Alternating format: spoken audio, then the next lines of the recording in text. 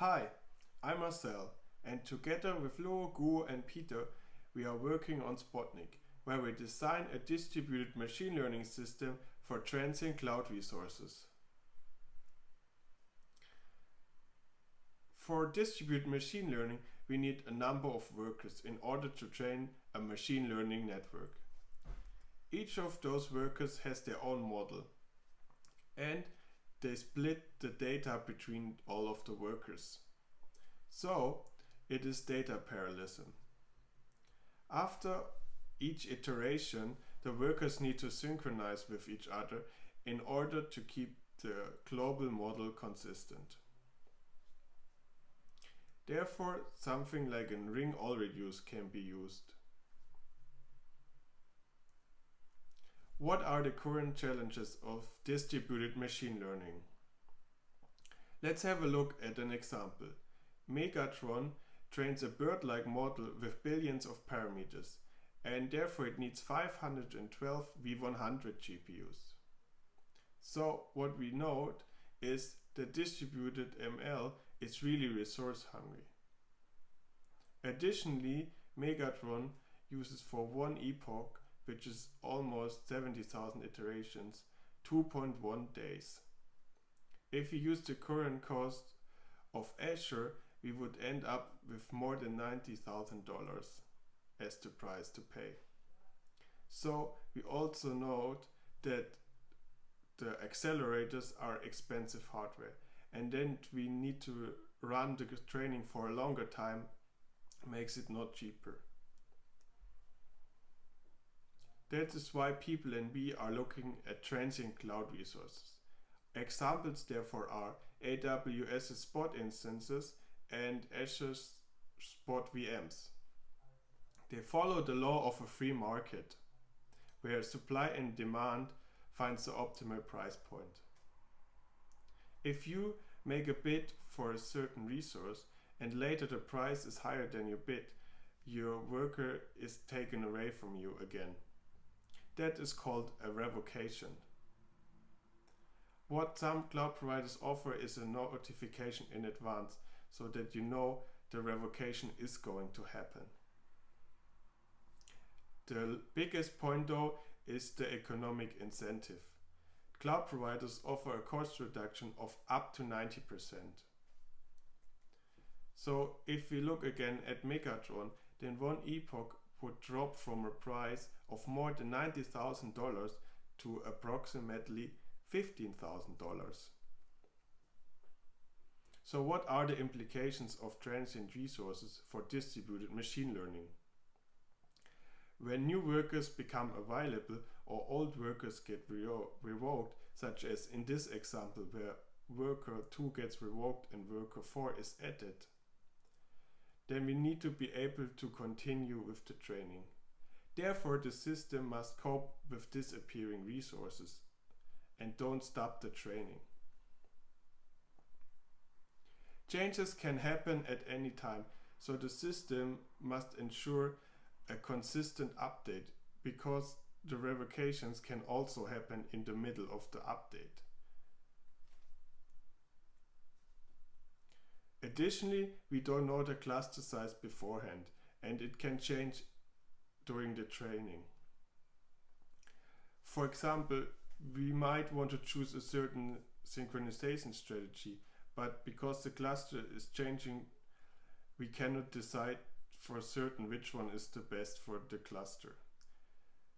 Because some synchronization strategies such as SSGD might be better in a certain case and have a higher model accuracy, or others such as ADPHGD might have a better network efficiency. Therefore, the system must adapt to different conditions. Current approaches are checkpoint and repair. Machine learning libraries such as TensorFlow and PyTorch, they don't even consider any changes to the cluster. So therefore we need to do something like a workaround, where we do a training, and if we get a revocation notification, we checkpoint, stop the training and recover the training by restarting the training from the checkpoint. The restart takes 20 about 20 seconds with ResNet 50, ImageNet, and on TensorFlow.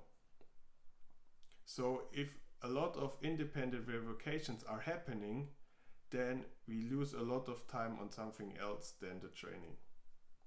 The other approach would be the hybrid approach, where we mix dedicated resources with transient resources, such as Protos does.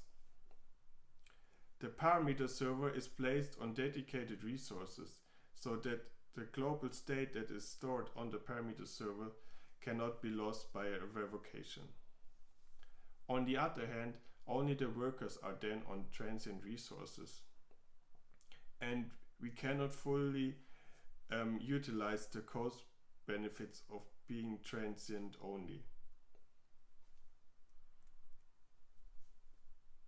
That's why we are working on Spotnik. We also looked at the challenges and came up with our own solutions. So workers become available or get revoked. That's why we are reusing the collective communication channels for the synchronization to repair the cluster. Because the changes can happen any time, we ensure atomic model updates by waiting for the synchronization to finish first and then apply the updates. Or the cluster size is unknown beforehand. That's why we want to change the synchronization during the training based on the number of workers. So let's have a look how we use the communication channels. Our revocation recovery algorithm is able to handle the revocations within a ring topology that is already established if we use a ring already used for the synchronization. The total number of messages to recover the cluster is bounded by O of n times k messages, where k is the number of simultaneous revocations and n is the number of workers. Because n and k are linear, we can scale to many resources without getting a huge overhead. Additionally, we don't rely on any revocation notification, so it doesn't matter if it is 2 minutes or 30 seconds. Let's look at an example where we repair a broken all-reduce ring. Let's assume we update and we are at worker 0. But then we notice that worker 1 is revoked, and we go into the reconcile stage, where we delete worker 1 from the membership table, bypass it, and let the next worker 2 know. We propagate this message, and then another revocation is happening to worker 4. We delete that worker, bypass it, and propagate the new membership table. This is happening until we reach another worker that already has the passed on membership table locally. It will then accept the membership table. That's why this stage is called the accept phase. And we will pass around the membership table again so that each worker sees it twice and then accepts it. Then we have established a new cluster and we can then restart. This is state 3. We pass around a message to restart and then we can continue with the training. So how do we ensure an atomic model update? Because our synchronization is pipelined, each of the parameters have their own synchronization call and then their own update. Because revocations can happen at any time and also meanwhile we are synchronizing. That is why only parts of the model might be updated, and so we have an inconsistency. To avoid this, we introduce a barrier. Therefore, we enable atomicity, where we wait for all synchronization communications to finish before we apply any of the updates. If only one of the synchronization fails, we will discard the updates and redo the iteration. So this is how we ensure an atomic model update. Now let's look at how we change the synchronization strategy. The adaptive synchronization strategy we implement supports a wide range of synchronization strategies. There are the collective synchronization strategies and the point-to-point synchronization strategies. Collective strategies are where all workers communicate with each other, and point-to-point synchronization strategies are where only pairs of workers synchronize with each other. Important for us is to monitor a certain matrix to make a choice which synchronization strategy we want to use when. That is why we monitor the number of workers. In the beginning, we need to define a policy, and therefore we need to choose, for example, a certain number of layers and map it to a certain synchronization strategy. As in this example, if we have 6 workers, we might want to use ADP-SGD because of the better network efficiency. Or with 3 workers, we might want to use SSGD because the model accuracy is higher. So, how does our system perform? We measured the recovery latency while also increasing the number of revocations with 16 workers. What you can first notice here is that all of the whisker plots are below a 100 millisecond level, which means that our overhead of recovering from a revocation is rather low.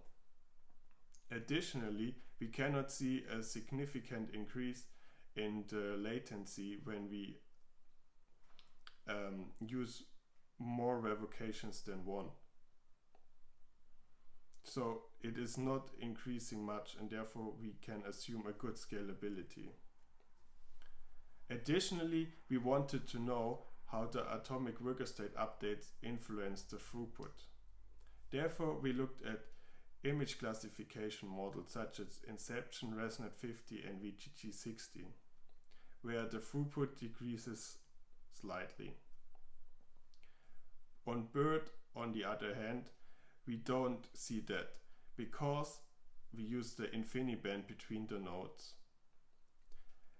So we have no bottleneck from the network. That is why our barrier is also no bottleneck, and that's why we don't see a decrease of the throughput for BERT. But for most cases, probably we'll see a slight drop in the throughput. We also wanted to know how the throughput changes if we change the cluster size. Therefore, we measure the per worker throughput when we change the cluster size. When we look at SSGD, it drops fairly early, and it also is continuing to drop. When we look at ADP-SGD, the throughput is rather constant and doesn't go down as far as SSGD because of the better network efficiency. So we see that for different cluster sizes, a different choice of synchronization strategy is beneficial. That is why with Spotnik we implemented that if we have 12 or less workers, we use SSGD, and if we have more than 12 workers, we use ADP-SGD. As you can see here in the green line, where it first follows the SSGD line and then the ADP-SGD. So let me conclude my talk. Transient cloud resources offer potential to save money for machine learning trainings. Additionally, no systems currently run exclusively on transient resources and have a low overhead at the same time. This is why we are working on Spotnik, where we can repair the cluster with a low overhead if revocations are happening, and we can ensure a consistent model updates even though revocations might happen in the middle. And we can adapt to changes of the cluster by adapting the synchronization strategy based on the number of workers. Spotnik is part of a larger project called Kung Fu, and if you're interested into it, have a look at the following link. If you're interested in the project, have a look at our website, and if you have any questions, write me an email or on Twitter. Thank you for your attention and your interest.